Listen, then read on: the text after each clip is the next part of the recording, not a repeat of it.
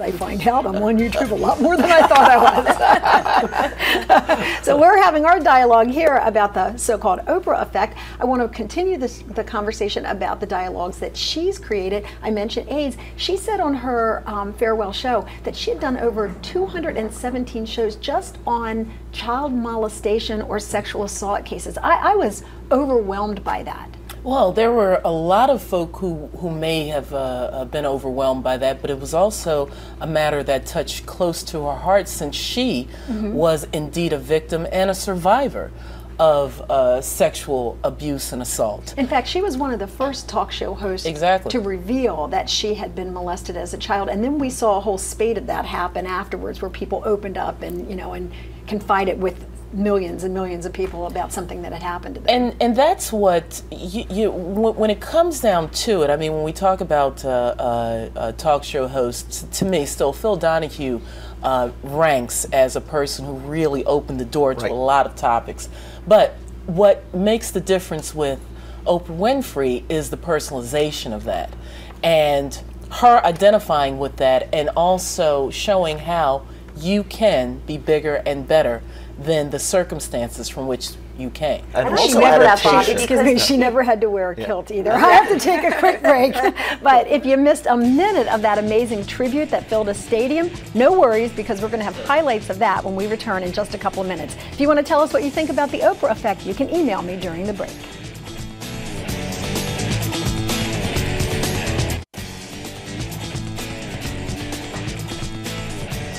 Welcome back, everyone. I'm Lynn Doyle. This is It's Your Call. We're giving you a chance to weigh in on what we're calling the Oprah effect, wondering what major impact she may have had on you. We also want to hear from you, though, if you're not so sorry to see the back of her. If you want to join in, you can email me at lynn@lynndoyle.net. I do want to share a couple of comments that we've gotten on Facebook when I just posted the question, and I'm surprised. I have to be frank with you and tell you, I'm really surprised at the number of negative comments that I've gotten when I asked the question, will you be sorry to see Oprah leave? And I know this is going to come as a surprise to Laura, who covers television on a regular basis. People are saying that, and to be honest, I don't mean to be abrasive, but she has no bearing or benefit in my life. I'm being truthful. I'm glad to see her gone.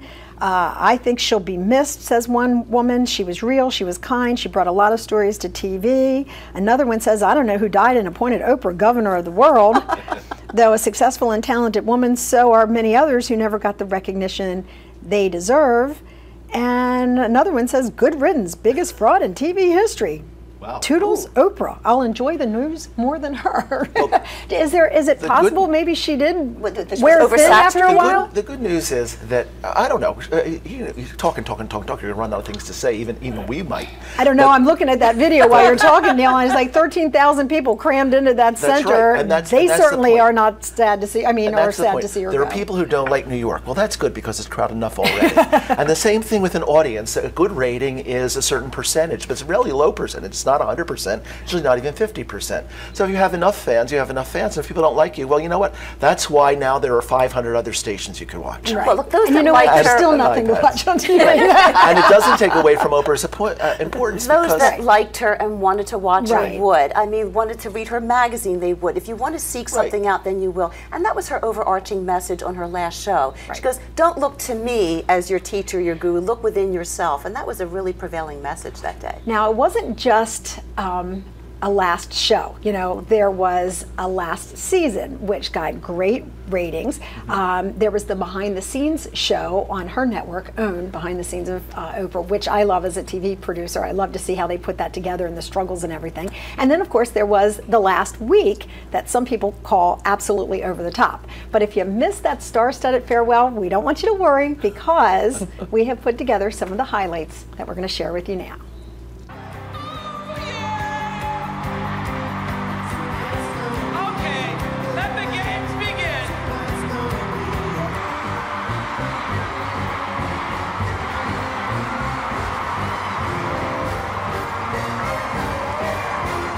I love this. I love seeing Oprah's face. Huh?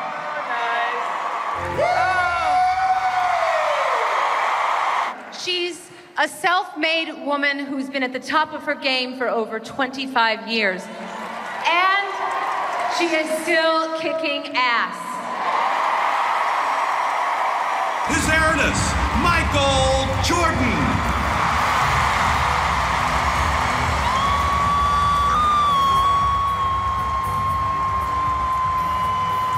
This is like a dream that a disoriented husband would tell to a Freudian shrink. I went to see a Bulls game, and it was packed, it was fans, it was the playoffs, and then somehow it all changed, and I was on the Oprah show.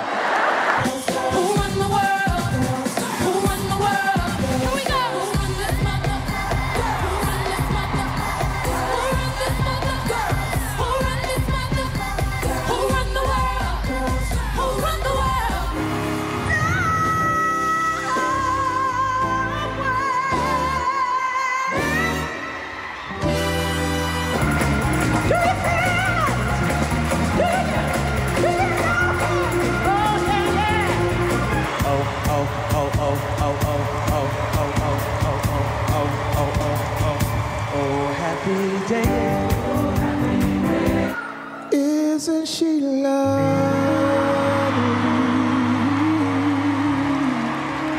Isn't she lovely? Isn't she wonderful? We're gonna miss you. We should deny you. I can't believe how much you've done since the first day you showed me up.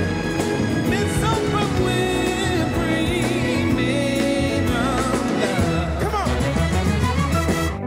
Her country began to know her and call her by her name, Oprah. And then Europe and Asia and Africa and Australia said, Oprah, and she said yes. And people listened to her. For 25 years, she listened. She said, be strong, be kind, and call me Oprah. I am Oprah.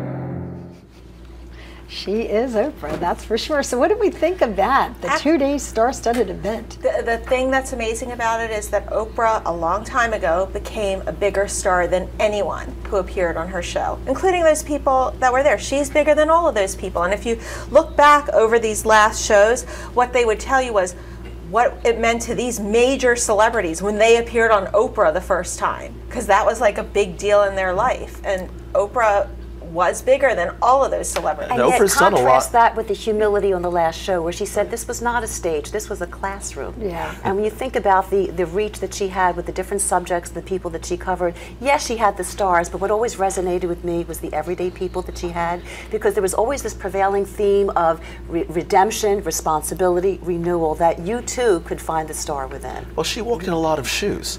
Remember, she has an Oscar nomination. She was nominated in 1985 for The Color Purple. She's produced Broadway shows. She's been an everyday person. She's had her own struggles. And I think that was part of her understanding. I still think the main thing that she did was adapt. Bobby mentioned Phil Donahue before. He is the starter of all of this. And who are the survivors? The survivors are Maury Povich and Jerry Springer, I hate to say. And then there's the Regis category. But Oprah spanned all those people.